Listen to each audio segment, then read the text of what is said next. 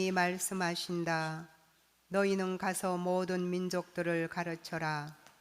내가 세상 끝날까지 언제나 너희와 함께 있으리라. 주님께서 여러분과 함께 또한 사제의 영과 함께 마테오가 전한 거룩한 복음입니다. 주님 영광 받으소서. 그때 11 제자는 갈릴레아로 떠나 예수님께서 분부하신 산으로 갔다. 그들은 예수님을 뵙고 엎드려 경배하였다. 그러나 더러는 의심하였다. 예수님께서는 그들에게 다가가 이르셨다. 나는 하늘과 땅의 모든 고난을 받았다. 그러므로 너희는 가서 모든 민족들을 제자로 삼아 아버지와 아들과 성령의 이름으로 세례를 주고 내가 너희에게 명령한 모든 것을 가르쳐 지키게 하여라. 보라, 내가 세상 끝날까지 언제나 너희와 함께 있겠다. 주님의 말씀입니다. 그리스도님 찬미합니다. 오소서 성령님, 새로나게 하소서. 보라, 내가 세상 끝날까지 언제나 너희와 함께 있겠다. 안녕하세요. 안녕하세요. 오늘 여러분들이 들으신 이 복음 본문은요, 제가 신학교에서 히라버, 다시 말하면 그리스말을 우리 학사님들한테 가르치는데 첫 시간에 가르치는 내용입니다. 왜 그리스말을 공부해야 되는지 그 이유에 대해서 알려주기 위해서 제가 이렇게 첫 시간에 여러분들이 들은 이 본문을 가지고 학사님들에게 이야기해 주는데요.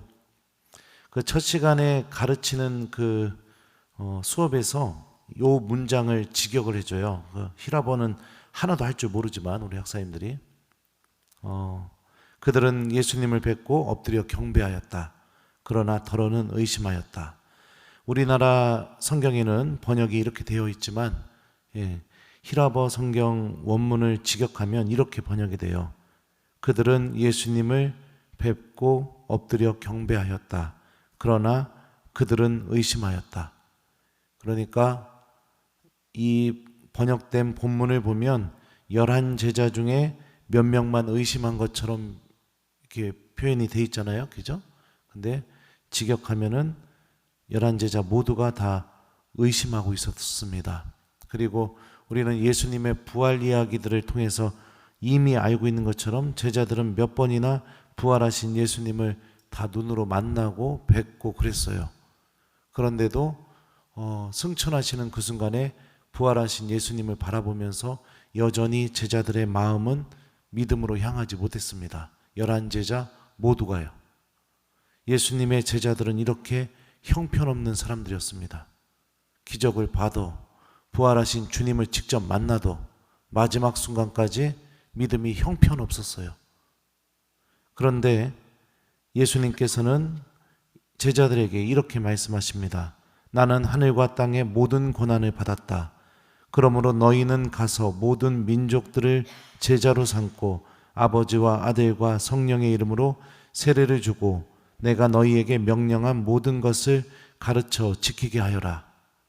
엄청난 일을 맡기시죠. 의심하고 있는 사람들에게, 자신에게 믿음을 주지 못하고 있는 사람들에게 교회를 세우고 세례를 주고 그리고 하느님 백성을 가르쳐 지키게 하라는 그런 엄청난 명령을 하고 있습니다. 왜 예수님은 이런 행동을 하시는가? 제가 학사님들한테 물어봐요. 왜 예수님이 이럴까? 이 본문하고 병행 구절인 마르코 복음을 보면 예수님이 분명히 제자들 못 믿었다고 혼내고 계시는데 왜 안 혼낼까? 우리 학사님들한테 물어보면 학사님들이 전부 다 여러분들처럼 꿀먹은 벙어리로 저를 쳐다봅니다. 그러다가 계속 쳐다보면 고개를 숙여요. 왜 그러냐면 이 마지막 말씀 때문입니다. 보라, 내가 세상 끝날까지 언제나 너희와 함께 있겠다. 제자들의 믿음은 형편없지만 중요한 게 뭐예요? 예수님이 세상 끝날까지 그렇게 믿음 없는 사람들하고 계속 같이 있을 거니까 제자들이 믿음이 부족한 게 문제가 안 되는 겁니다. 예수님은 이런 분이십니다. 마태복음이 고백하는 예수님. 제자들은 나약하지만 그런 나약한 제자들과 예수님이 세상 끝날까지 계속 같이 있을 거니까 이게 문제가 되지 않아요. 그러면서 우리가 또 생각을 해보죠. 그러면 예수님이 나랑 같이 계시다는 것을 어떻게 해야 체험할 수 있을까요?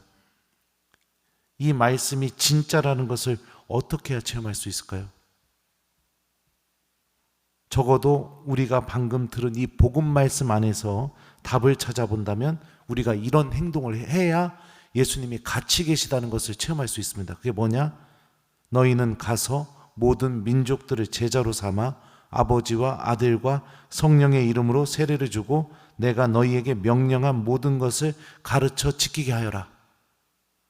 그러니까 이웃들에게 다가가서 하느님을 전하고 하느님의 말씀을 내가 들려주고 그 말씀을 가르쳐주고 그리고 내가 그 말씀을 실천해주는 삶, 이걸 해야 예수님이 나랑 같이 있다는 것을 체험할 수 있게 됩니다. 오늘날 많은 신앙인들은 이거 잘 안 해요. 안 하죠. 그러니까 성당은 열심히 나온다 하더라도 예수님이 나랑 같이 계시다는 체험들, 그런 게 사라지게 되는 거죠. 예수님 만나고 싶다면 여러분들하고도 이 말씀은 여러분들에게도 분명히 유효합니다. 왜냐하면 우리는 세례성사를 통해서 그리스도의 왕직, 사제직, 예언직을 다 받은 사람들이기 때문이에요. 살아있는 주님을 만나고 싶다면 여러분들 선교하십시오. 그러면 예수님 만나게 돼 있어요. 말씀을 전해 보십시오. 예수님의 말씀을 실천해 보십시오. 예수님의 말씀을 가르쳐 보십시오. 그러면은 분명히 예수님 살아계시다는 거 체험하게 됩니다. 언젠가 후배 신부 한 명이 저에게 전화가 왔었어요. 교우들 안수하다가 갑자기 두려움이 사로잡혀서 손을 이렇게 떼게 됐대요. 그래서 그 두려움 때문에 교우들을 또 안수를 못 해주겠다고 그 얘기를 하더라고요. 제가 그래서 그때 그 후배 신부에게 그런 얘기를 했습니다. 이 복음 말씀 이야기해 주면서요. 우리들도 제자들처럼 나약한 사람들이지. 근데 예수님이 같이 계셔 준대잖아. 그러니까 너 안수할 때 이 말씀 기억하면서 안수해봐. 보라, 내가 세상 끝날까지 언제나 너희와 함께 있겠다. 그리고 나서 시간이 좀 지난 다음에 그 후배 신부님이 전화가 왔습니다. 형님, 왜? 그랬더니 저 하느님 말씀이 이렇게 엄청난 힘을 갖고 있는지 내가 그동안 몰랐었다고, 너무 고맙다고. 그래서 왜? 그랬더니 제가 알려준 대로 교우들 안수할 때 내가 세상 끝날까지 언제나 너희와 함께 있겠다, 이 말씀을 기억하면서 안수를 하기 시작했대요. 근데 안수를 하다가 손을 딱 떼는 순간 그 신부님 마음속에서 또 다른 성경 말씀이 들려왔대요. 내가 세상을 이겼다. 이렇게 사제들이 나약하죠. 그 신부님도 약한 믿음을 갖고 있었고, 하지만 주님의 말씀을 기억하고 그 말씀과 함께 하느님께서 맡겨주신 일들을 해나가자 예수님이 같이 계시다는 것을 체험하게 된 거죠. 신앙은, 여러분들, 신앙 체험은 바로 이런 방법을 통해서 이루어지게 됩니다. 나만 구원받고 나만 기도하고 나만 하느님 나라 가고, 이거 하느님의 뜻 아니에요. 영적 교만입니다. 그리고 그렇게 신앙생활 하고 있는 사람들은요, 너무나 쉽게 악의 유혹을 받을 가능성이 굉장히 높습니다. 왜냐하면 인색한 마음과 주님의 구원은 같이 있을 수가 없기 때문입니다. 나만 생각하는 마음과 주님의 구원은 결코 같이 존재할 수가 없기 때문이에요. 예수님은 모든 사람을 구원하기를 바라고 계십니다. 그리고 그 구원하시려는 그 뜻이 나를 통해서 이루어지길 바라고 계세요. 탈란트의 비유 기억나십니까? 기억나세요? 왕이 한 사람에게는 몇 탈란트 줬죠? 5탈란트. 또 어떤 사람에게는 2탈란트. 또 마지막 한 사람에게는 1탈란트 줬어요. 그것도 각자의 능력에 맞게 주었다고 되어 있습니다. 그리고 나서 왕이 돌아와서 셈을 합니다. 그런데 한 명을 향해서 아주 그냥 엄청나게 화를 내요. 그게 몇 탈란트를 받은 사람을 향해서 화를 낼까요? 1번 5탈렌트, 2번 2탈렌트, 3번 1탈렌트. 예? 예, 화를 낸 이유가 뭘까요? 땅에 묻어둬서. 여러분들도 믿음 땅에 묻어두고 있는 거 아닙니까? 그거 활용하고 있습니까? 예수님이 바라시는 대로 활용해서 열매를 맺어내고 있습니까? 아니면은 그거 땅에 묻어두고 꺼내서 보면서 나만 구원받기 위해서 계속 묻어놓으면서 주님께서 주신 그 말씀이라는 탤런트, 믿음이라는 탤런트, 그거 그대로 불리지도 않고 그대로 그냥 땅에 묻어두고 있는 거 아니냐고요. 한번 곰곰이 생각해 보셨으면 좋겠습니다. 예수님은 우리가 하느님의 말씀을 들고 당신의 일을 하기 시작하게 될 때 당신이 우리와 함께 계시다는 것을 분명히 드러내십니다. 이게 신앙의 진리예요. 저는 그 토요일날 오전에 원주교구 성령대에 갔었어요. 강의록을 그 전날까지 막 밤새 준비해가지고 갔는데 강의가 그 특강을 시작하게 되니까 종종 그런 일이 있습니다. 성령 대회나 이런 데 가서 특강하게 되면요, 강의하고는 전혀 상관없는 말이 제 입에서 막 나가기 시작합니다. 그런데 말하는 동안 생각이 하나도, 아무 생각도 안 들어요. 마음은 너무 평온합니다. 근데 제 입에서는 막 온갖 성경 말씀이 그냥 쏟아져 나가는 그런 체험을 하게 되었죠. 물론 제 자신을 보면 저도 여러분들처럼 믿음이 약하고 죄도 저지르고 또 못된 마음도 갖고 있고 그래요. 그런데 중요한 건 뭐냐? 그럼에도 불구하고 예수님이 그런 나랑 같이 계시다는 것을 체험하게 된 거죠. 그러니 사랑하는 우리 교우 여러분들, 주님의 이 열망을 기억하면서 이웃들에게 하느님의 말씀이 되어 주십시오. 주님의 말씀을 이웃들에게 실천하십시오. 십자가를 긋는 것을 부끄러워하지 마십시오.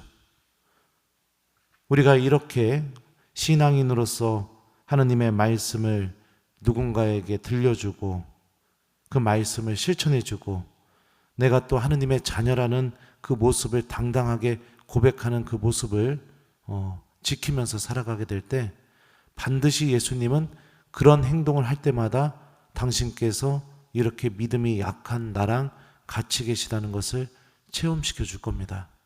그리고 내가 받은 이 탤런트, 그것을 나도 내 나름대로 불려나가 주님을 만날 때 주님께서 잘하였다 착하고 충실한 종아, 내가 작은 일에 충실하였으니 너에게 더 큰 일을 맡기겠다 라는 예수님을 분명히 만날 수 있겠죠.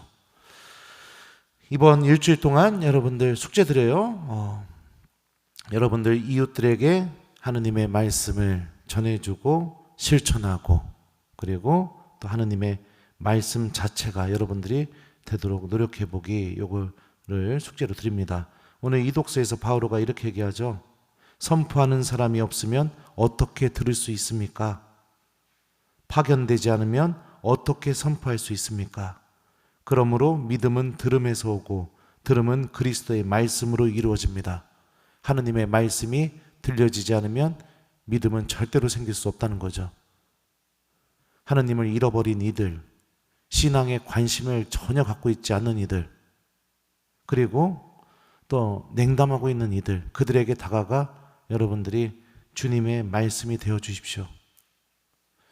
속상할 때, 좀 복수하고 싶을 때 용서하라는 말씀을 실천하면서 예수님의 말씀이 되어줘 보시고, 또 나만 생각하는 그런 인색한 마음이 있을 때마다 나눠주라는 예수님의 말씀을 기억하면서 그걸 실천하면서 또 예수님의 말씀이 되어 보시고, 그렇게 여러분들이 있는 곳에서 여러분들이 하느님의 말씀을 실천함으로써 주님의 말씀이 되어 보십시오.